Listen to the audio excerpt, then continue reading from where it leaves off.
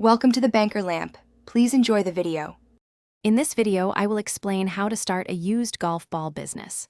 First, you need to find your inventory. Look for reliable sources like local golf courses, driving ranges, or even professional pond divers. Aim for a consistent supply of at least several hundred balls per week. Negotiating a good price, perhaps 25 to 50 cents per ball, is crucial for your initial profit. Building strong relationships with your suppliers will ensure a steady flow of product. Once you have your golf balls, the next step is cleaning and grading. A simple wash with soap and water can remove most dirt. Then, sort them into grades. Grade A balls are like new, perhaps 90% perfect. Grade B might have minor scuffs, around 75% perfect. Grade C balls are playable but show more wear, maybe 50% perfect.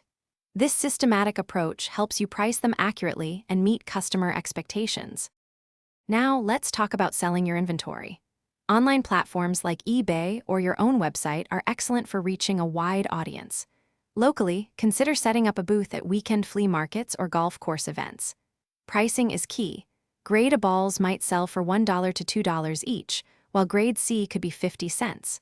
Offering bundles, like a dozen Grade B balls for $10, can also boost sales significantly. Finally, managing your business effectively is crucial for long-term success. Keep detailed records of your inventory, sales, and expenses. This data helps you understand what's selling best and where to focus your efforts. Consider reinvesting 20 to 30% of your profits back into the business to buy more inventory or improve your cleaning process. Excellent customer service, like offering a satisfaction guarantee, will build trust and encourage repeat purchases. Thanks for watching. If this was helpful, leave a like and consider subscribing. See you next time.